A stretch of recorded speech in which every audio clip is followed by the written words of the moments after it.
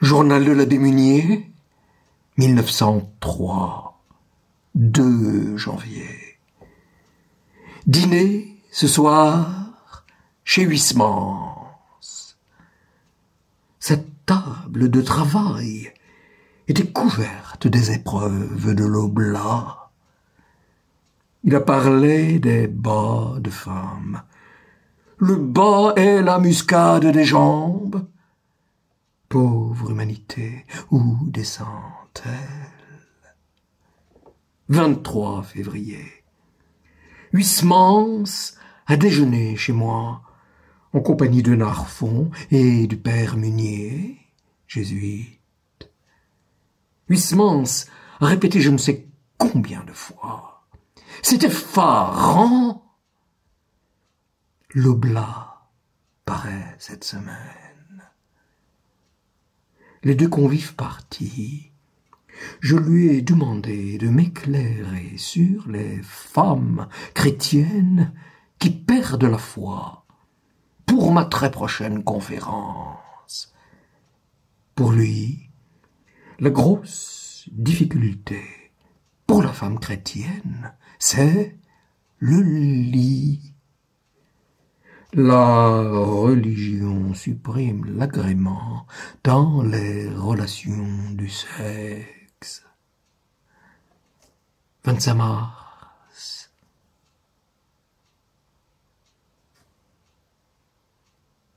Ma pauvre vieille chère maman est bien faible.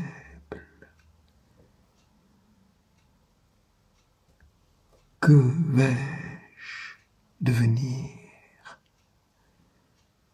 La fièvre la tient. 26 mars. Maman est morte ce soir à 9 heures. Elle avait bien souffert. La nuit dernière et aujourd'hui.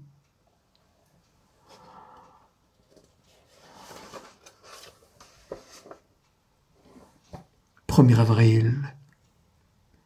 L'aristocratie de ces quartiers et d'ailleurs s'est noblement comportée à mon endroit. J'ai reçu une pyramide de témoignages, de sympathie.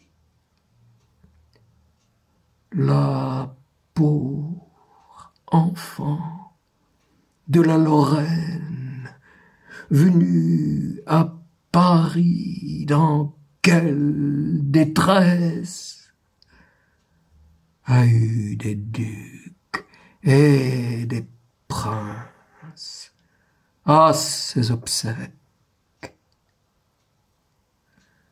10 avril. Le ministre Combes, après avoir fait rejeter les demandes d'autorisation des congréganistes, enseignants, prédicants et commerçants, poursuit sa campagne sans pitié. À mes yeux, cette campagne est excessive. Il demande aux évêques de faire cesser le culte dans les chapelles et oratoires non autorisés et d'interdire la chaire aux prédicants congréganistes. Combes écrit que les 50 000 prêtres séculiers qui composent notre service paroissial renferment trop d'individualité, de mérite pour que ce retour aux règles fondamentales de l'exercice du culte catholique en France puisse provoquer une gêne appréciable, qui ne serait d'ailleurs que momentanée et qui serait largement compensée par l'avantage de n'avoir affaire désormais qu'à des prédicateurs associés à la vie du peuple et en contact journalier avec lui. Oui, mais qu'on diminue le nombre ridicule des prédications paroissiales. On nous tue. 3 mai. On a fêté à Paris la venue du roi d'Angleterre, Édouard VII. On a bu, mangé, illuminé, toasté, et on expulse les moines. Plus de chartreux à la grande chartreuse, plus de bénédictins. Les dominicains ont remué ciel et terre et les enfers pour subsister d'une façon réduite. Plus d'oratoriens. 11 mai. Hier, dîner chez Huysmans, avec les amis ordinaires, plus Jules Bois. Huysmans a été désavoué publiquement par l'abbé de Ligugé. Des jésuites, les pères Nourri et Brémond, lui ont au contraire consacré des articles favorables. 15 juin. Dîner hier chez Huysmans. Forain est venu. Il est plein de verve et a des mots. Il me conseille, pour détourner la jeunesse de la luxure, de blaguer cette dernière. Côté comique du monsieur. Bretelles qui traînent, etc. Femme qui pue. Tout le réalisme de l'œuvre de la chair. Et cependant, il est convaincu, comme Huysmans, que l'homme succombera, mais il faut, dit-il, subir la luxure et ne pas l'accepter. Forain parle de la musique comme de l'art, dépravant. Il n'y a que le plein chant qui n'incite pas à pécher. Mais la musique est un art corrupteur. Celle de Wagner est sodomite. Les arts plastiques, selon Forain, ne portent pas au péché de la chair. Le musée du Louvre est inoffensif, et il raconte que Rubens allait à la messe avant de peindre ces grosses femmes. Forain connaît Arthur Meyer, qu'il n'estime pas.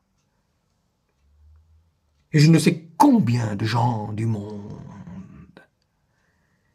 Il veut faire un album sur le monde, avec ces mots de l'Évangile. Je ne prie pas pour le monde. 22 juin. Dîner, hier soir, chez Huysmans, avec Forain, venu avec son automobile. Maigre et rasé. Forain a une verve continue. Il a raconté force histoire de juifs, de Rasta, de gens du monde, etc. Il définit les caractères juifs, l'impudence. 12 juillet. Dîner hier soir chez les Henri Germain. Madame s'obstine à ne pas me mettre à sa droite. On ne ferait pas cela dans l'aristocratie. Déjeuner tout à l'heure à la petite chaise, avec Huysmans et compagnie. À la fin du repas, après avoir bu Fleury et Bordeaux, Huysmans s'est emporté contre Lamartine. C'est de l'eau de bidet avec un vieux fond de bénitier.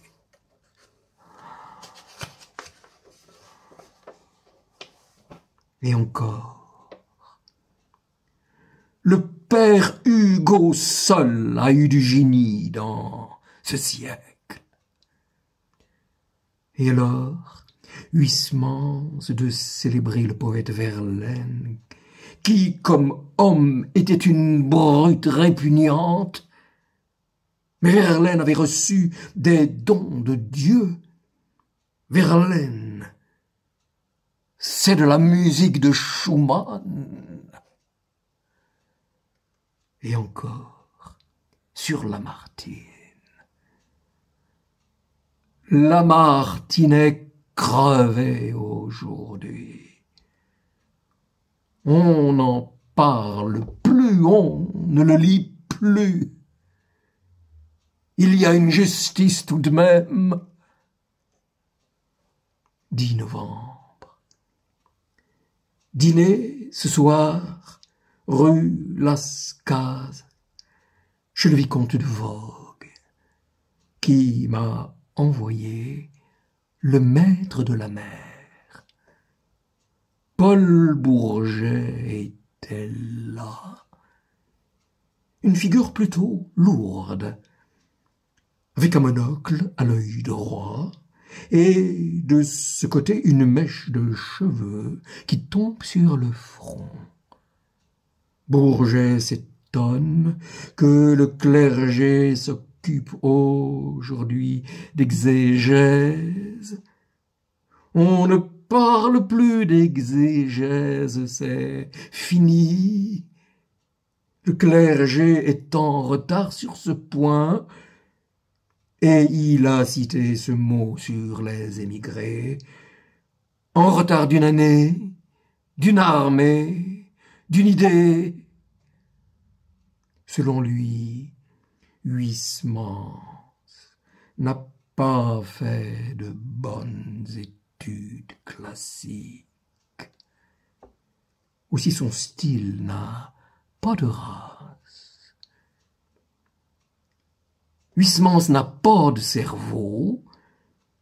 Il est attiré par la curiosité, l'exception. Flaubert, ayant été atteint d'épilepsie à 19 ans, ne voulait plus sortir. Alors il lut, il étudia beaucoup. Son maître en latinité était Bouillet.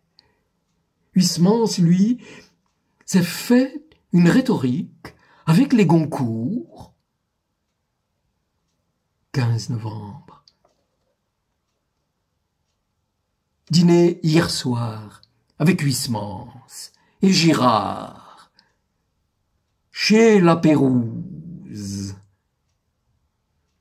Forain disait que la plume de Bourget était arrachée à un plumeau.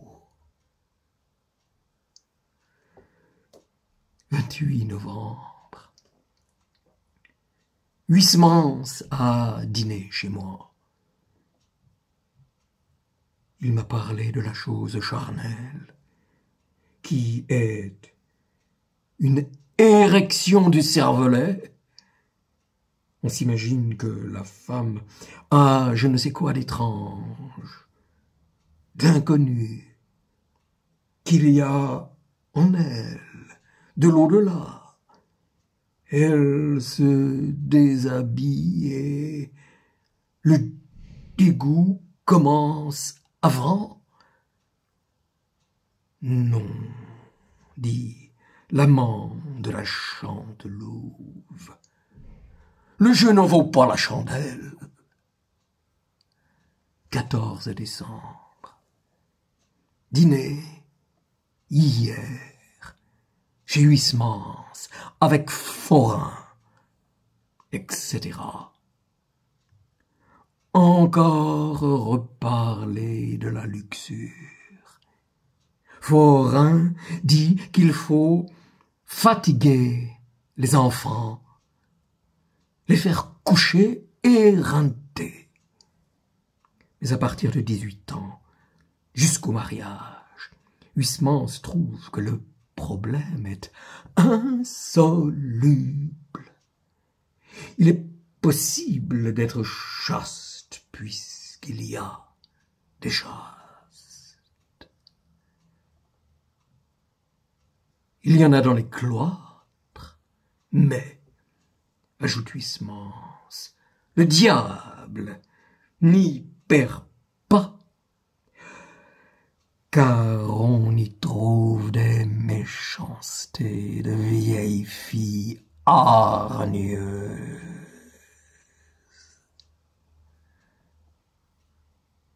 Huysmans parle aussi de l'exception faite pour des cultures de serre. Une ou deux orchidées. C'est le cas de certains novices, très purs et très bons. Mais avec le service militaire, cette exception n'est plus possible. Huysmans croit qu'il n'est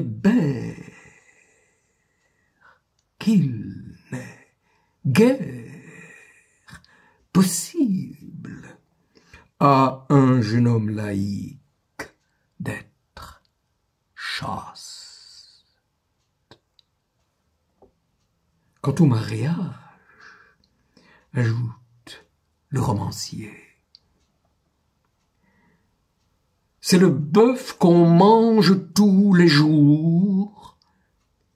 Or, on veut aussi des perdreaux. Forain veut qu'on distingue entre l'appétit et le vice. Le vice consiste à manger sans faim et à boire sans soif. 26 décembre. La princesse et de elle me disait aujourd'hui son ennui d'être dans son salon alors qu'elle n'a rien choisi, ni acheté, ni arrangé ce qui s'y trouve.